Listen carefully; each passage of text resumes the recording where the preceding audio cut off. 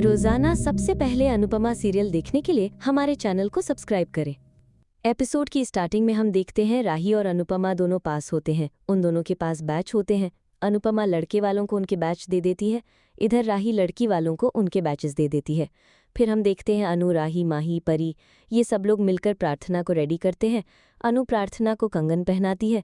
उस कंगन पर सारी परिवार वालों की पिक्चर होती है। अनु बोलती है, तुम्हारी शादी के अंदर तुम्हारे मायके वालों का होना ज़रूरी है ना। अनुपमा प्रार्थना को कुछ समझाती है। आगे हम पराग को देखते हैं। पराग प्रार्थना की पिक्चर देख रहा होता है। पराग को छोटी सी प्रार्थना अपने सामने दिखती है। वो बोल रही होती है, पापा देखो मैं दुल्हन बन गई। पराग बोलता है, तुम दुनिया की सबसे प्यारी दुल्हन हो। फिर हम देखते हैं प्रार्थना पराग के पास अपनी दुल्हन बनी हुई पिक्चर भेजती है। पराग उसे देखता है। प्रार्थना मैसेज भी करती है, पापा मैं कैसी लग रही हूँ। आगे हम देखते हैं अनु राही को बोलती है, तुम बहुत सुंदर लग रही हो। राही बोलती है, थैंक यू। अनु बोलती है, मैं कैसी लग रही हूँ। राही बोलती है, अच्छी लग रही हो। हम देखते हैं तोशु अंश को अपने कंधों पर बैठाकर लेकर आता है। अंश सब लोगों का आशीर्वाद लेता है। बा बोलती है, तेरी परदादी के पास इतना कुछ नहीं है कि तुझे दे। अगर मेरा बेटा यहाँ पर होता ना तो वो तुझे सोने से लद देता। बापूजी बोलते हैं, बुजुर्गों का आशीर्वाद ही काफ़ी है। बा अंश को सोने की चेन पहना देती है। फिर हम देखते हैं बाकी अंश के लिए अंगूठी लेकर आती है। वो बोलती है, ये छोटा सा गिफ्ट मेरी और ईशानी की तरफ से। तोशु बोलता है, वैसे तो मैं इस घर का बड़ा बेटा हूँ, लेकिन पहले इस घर की सारी जिम्मेदारियां समर ने उठाई थीं। अभी फ़िलहाल मेरे पास पैसा नहीं है। तुम एक काम करो, इसे रखो।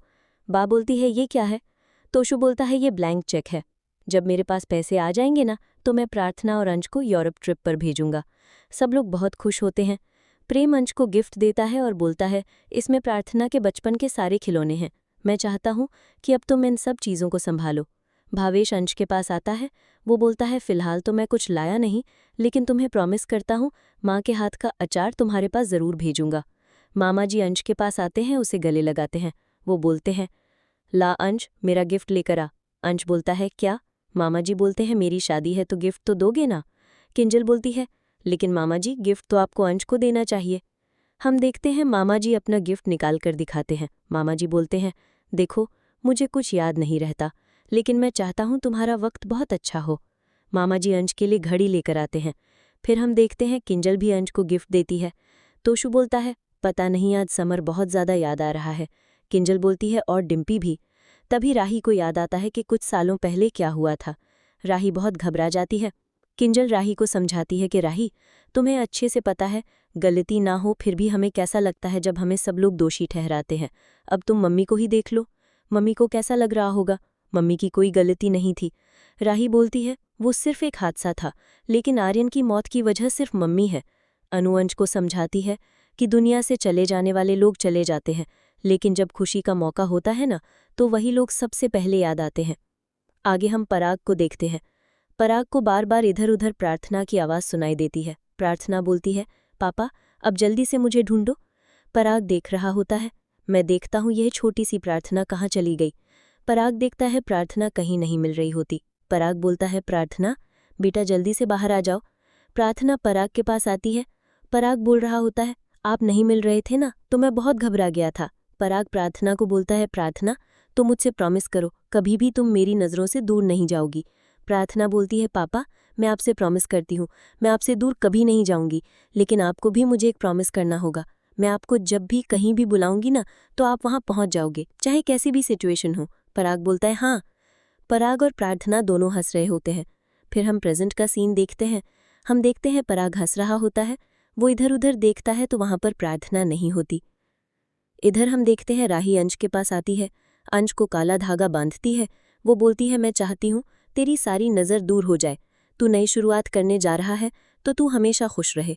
अब हम दोनों का रिश्ता डबल हो गया है तो तू मुझसे ज़्यादा डरा कर। अंश बोलता है, हाँ हाँ मैं तो आपसे डर रहा हूँ, देखो मेरे हाथ काँप रहे हैं। राही अंश को गले लगा लेती है। अनु अपने हाथों से अंश के सर पर पगड़ी बांधती है। अनु की आंखों में आंसू आ जाते हैं। अनु को याद आता है कि समर बोला करता था कि अनुपमा, मुझे आंसू बिल्कुल पसंद नहीं है। अनुपमा देखती है कि अंश उसके आंसू पोंछ रहा होता है। अनु अंश को बोल रही होती है, मेरा समर, मेरे समर का अंश, तुम बिल्कुल मेरे समर जैसे हो। मुझे लगता है कि भगवान ने मुझे मेरे समर को तुम्हारे रूप में वापस लौटा दिया। तुम बिल्कुल मेरे समर जैसे हो, सबसे ज़्यादा अच्छे और मुझे सबसे ज़्यादा लाड करने वाले। मैं तुम्हें वही बात बोलूँगी जो मैंने शादी के दिन समर को बोली थी। तुम अपनी पत्नी से बहुत प्यार करना, अपने बच्चों की अच्छे से जिम्मेदारी उठाना, और उसकी सारी जिम्मेदारियां उठाने के चक्कर में तुम अपने आप को मत भूल जाना। प्रार्थना को भी बोलना, वो अपने आप को ना भूले।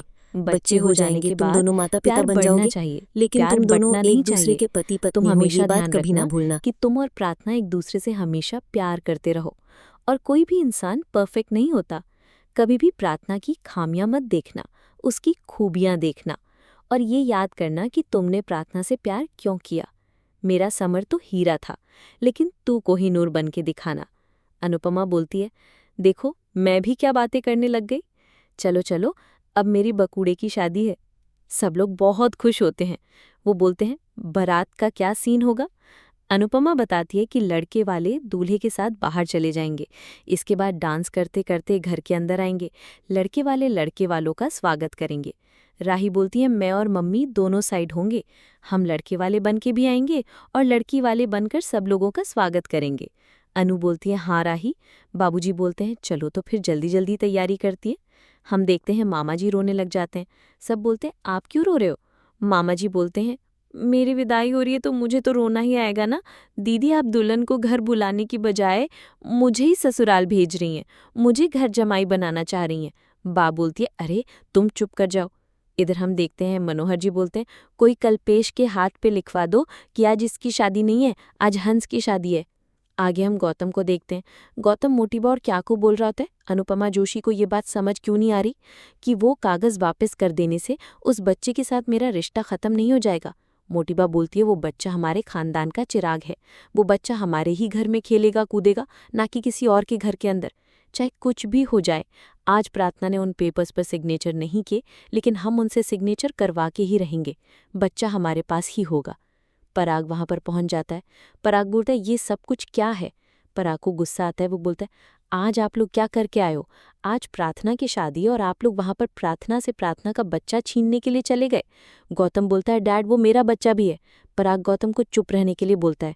पराग बोल रहा होता है, हाँ एक बात और, जब प्रार्थना बार बार बोल रही थी कि वो बच्चा आपका है, तो आप क्या बोल रहे थे कि नहीं वो बच्चा अंश का है।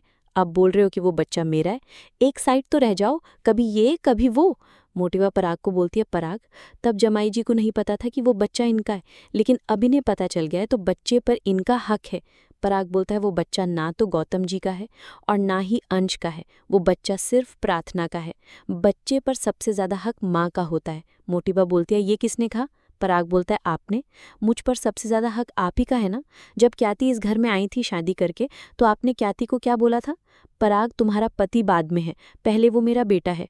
जब आप बच्चे की इस उम्र के बाद भी बच्चे पर अपना हक नहीं छोड़ सकती, तो प्रार्थना उस बच्चे पर हक कैसे छोड़ दे। पता नहीं आप लोग वहां पर जाकर क्या क्या तमाशे करके आए। अगर बेटी की खुशी में शामिल नहीं होना तो कम से कम उसे दुख भी मत पहुंचाओ। क्याती बोलती है, अच्छा हुआ हम लोग वहां पर चले गए, वरना हमें कुछ पता भी नहीं चलता। वो अनुपमा, उसने पहले हमसे हमारे बेटे को छीन लिया, अब वो हमारी बहू को भी छीनना चाहती है। अनुपमा माही के दिमाग में दूसरी शादी का ख्याल डाल रही है। गौतम बोलता है, ये बात तो मुझे भी नहीं पता थी। क्याती बोलती है, खुद तो 2-2 शादियां करके बैठी है, उसे लगता है कि ये रिश्ते खेल हैं, मजाक हैं।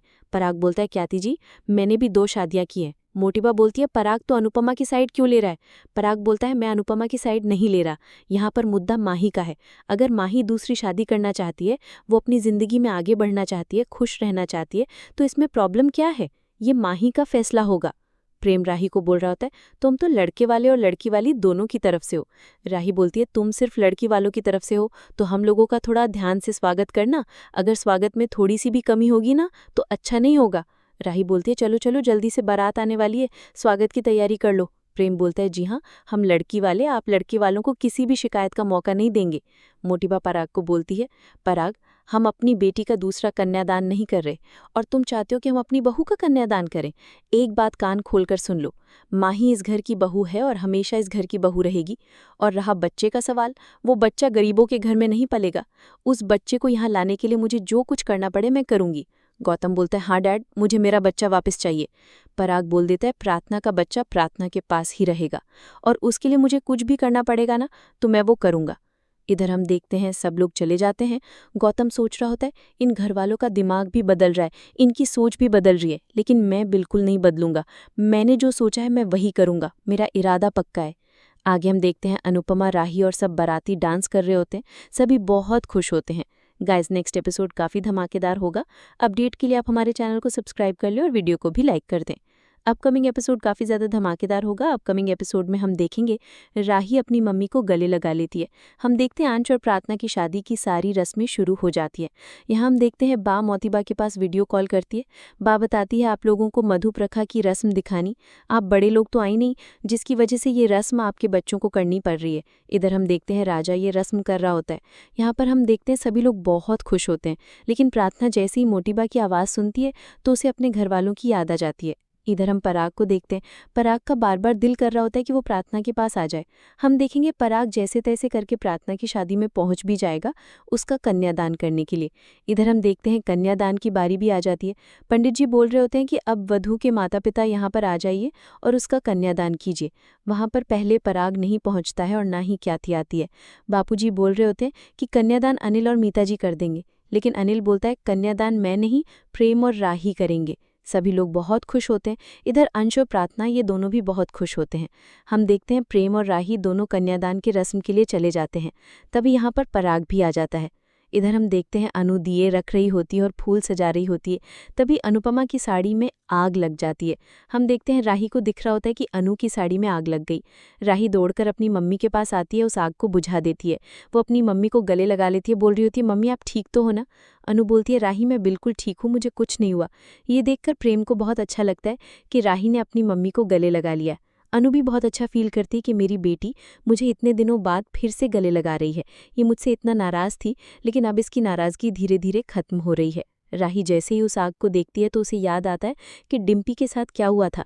इसी चक्कर में वो जल्दी से अपनी मम्मी के पास जाती है और अपनी मम्मी को आग से बचा लेती है। सभी लोगों को अच्छा लगता है कि राही ने कम से कम अनु को माफ़ कर दिया है। इधर हम देखते हैं मोतीबा, ख्याति, गौतम सब साथ होते हैं। गौतम बोल देता है कि मैं तो अपने बच्चे को प्रार्थना से लेकर रहूँगा, चाहे मैं कुछ भी करूँ।